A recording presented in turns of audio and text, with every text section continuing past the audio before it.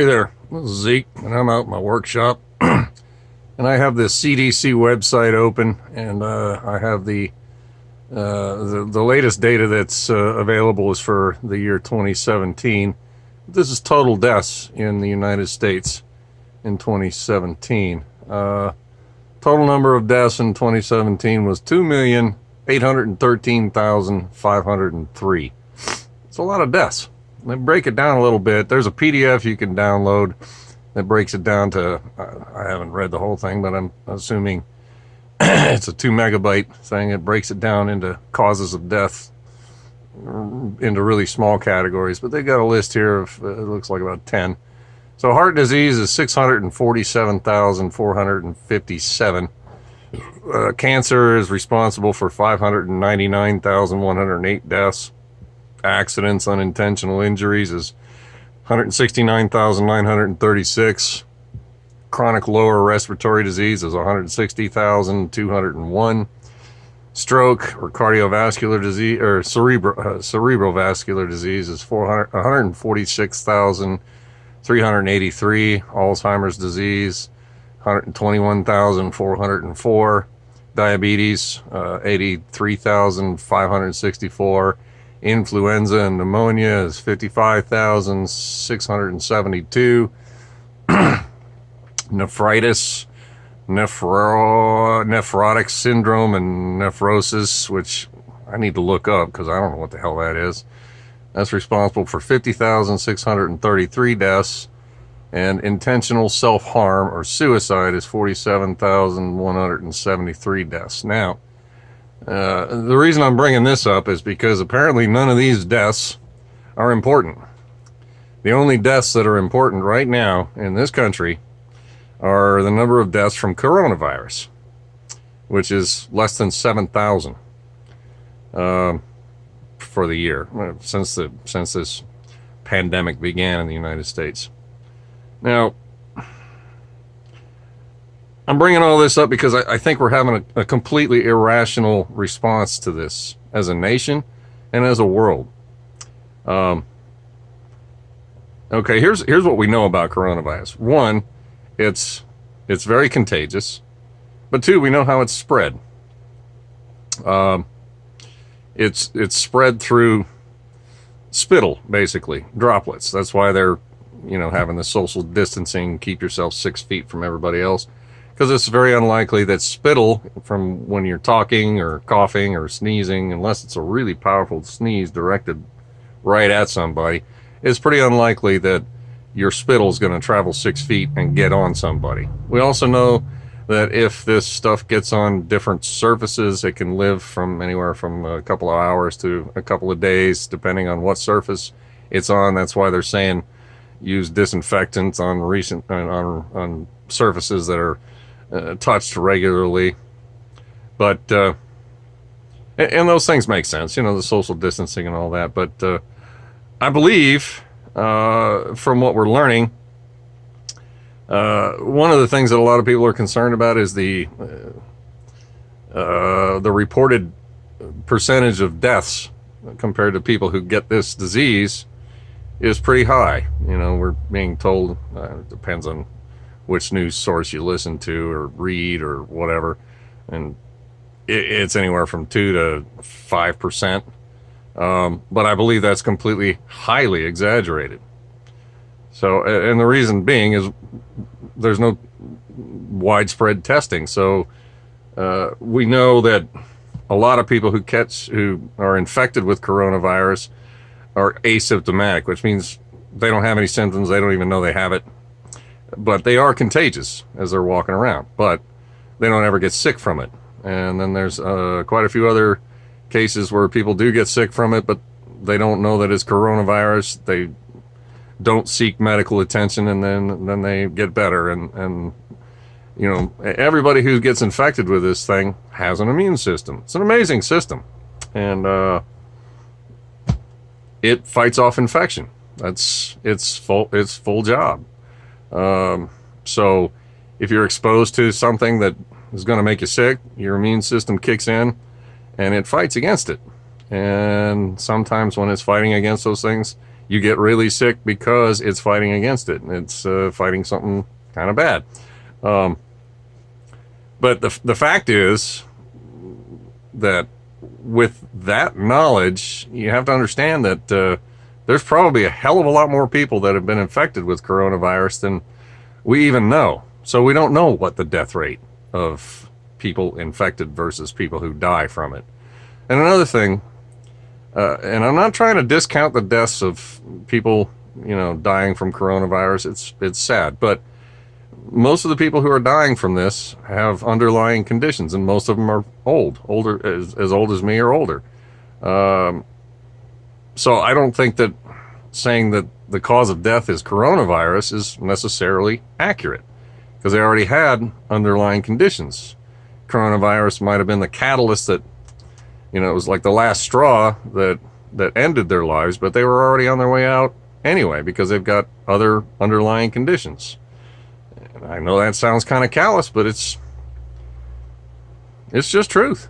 I don't understand I think we're having as a nation and as a world, I think we're having a completely irrational response to this pandemic. I truly do. During my life, I've seen a wide variety of news diseases show up, and some of them really highly infectious, and some of them really, really nasty. Some of them are contained into certain geographical locations, and some of them spread worldwide. But I've never seen the kind of reaction that I'm seeing right now. I've never seen the kind of news reporting that I'm seeing right now about a disease. I'll be honest with you. I don't trust government, and I don't trust media. I get my news from a wide variety of news sources. Radio, TV, online, print. For a long time, I haven't trusted any of them. I trust some more than I trust others, but I spend a lot of time on any story that I'm interested in, digging to somewhere in the midst of all of what's reported about any given story. There's some there's some semblance of truth in there somewhere, but you're not going to get any semblance of truth from pretty much any single news source, because everything is political anymore. Our so-called mainstream media, I don't believe a damn thing they have to say. You turn on your local news in the morning, and I don't have cable anymore. I fired cable TV a long time ago, but you can still look at all the cable news outlets online and get information that they're reporting on just about anything. But I turn on my local news, and it doesn't matter what station I tune into. I get weather, traffic, and coronavirus, and that's it, as if nothing else is going on in the world. There's nothing else to report. It's just coronavirus. I believe this is contributing to the irrational fear that I see everywhere I go now. People are terrified, and I don't understand that. And don't get me wrong, I don't want to catch this disease, and I don't want anybody else to catch it. But the fact is, it's out there, and it's everywhere, just like a whole lot of other infectious diseases are.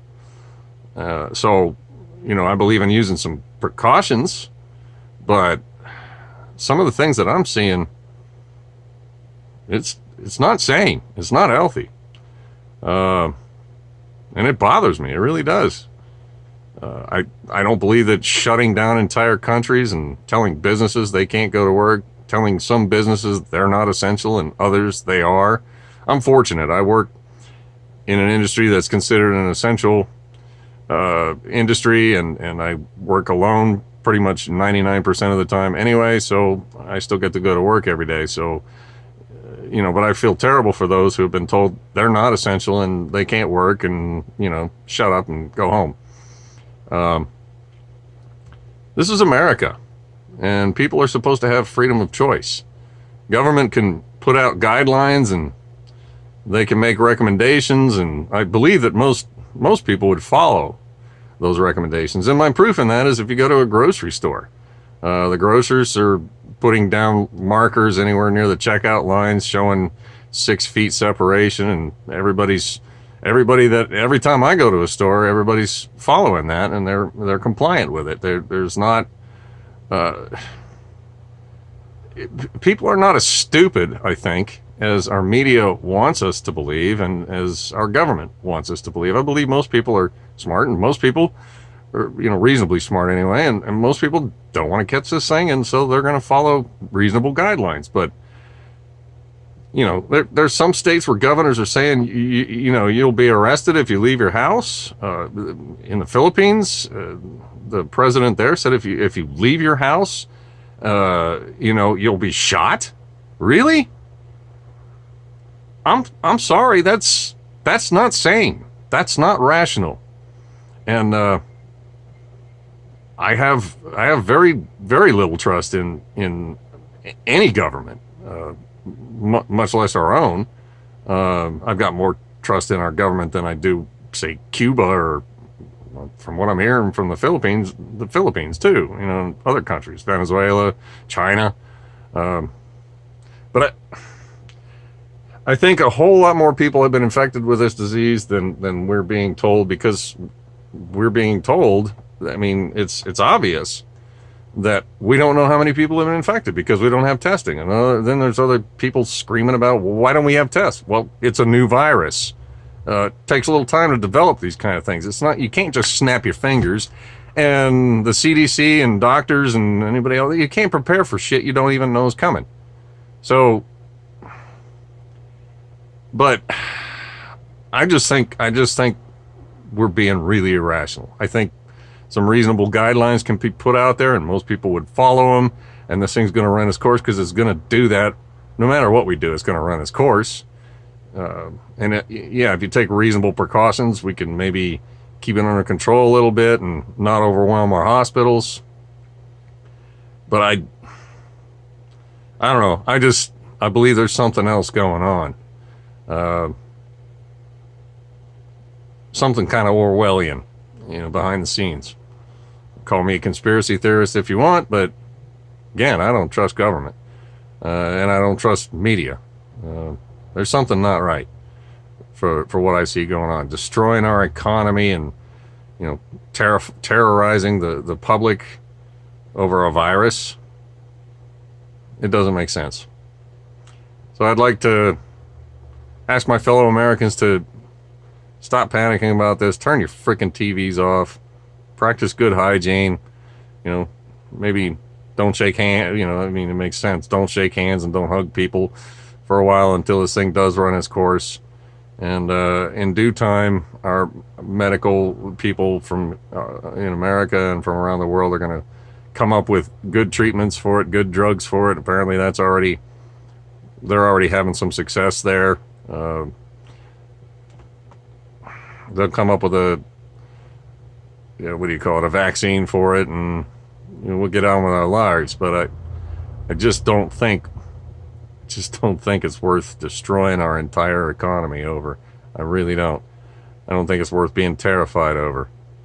I mean, I have underlying conditions, and I'm pushing 60, so if I were to catch this thing, it's a good chance it would kill me too, or I would die from complications with my existing underlying conditions. But, my philosophy is the leading cause of death in the world today is the same as it's been since the beginning of time. No matter what we're told the leading cause of death is, the leading cause of death is birth. If you're born, you're going to die.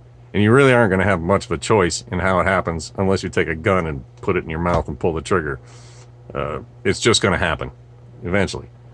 I'm not in a big hurry to meet my maker, but when it happens, and I'm not going to have much choice in the matter. I use precautions and try and live right, and but I've got bad habits, like I smoke cigarettes and I drink beer, and I don't have the greatest diet, but it is what it is. Just stop freaking out, man. One virus isn't going to take out humanity. Look back in 1918, I believe, the Spanish flu. Back then, we didn't have the understanding, either scientifically or as a general populace, as to how diseases were transmitted. We didn't have anywhere near the kind of medical capabilities that we have now.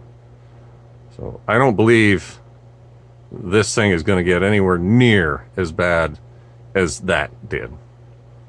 And I understand taking precautions. I understand not wanting to catch the disease, but damn. I mean, really? You're just going to tell people they can't go anywhere for a month and a half unless it's an emergency? Not rational, not American, and not right. There's my thoughts on it. Stay safe. Have a good day.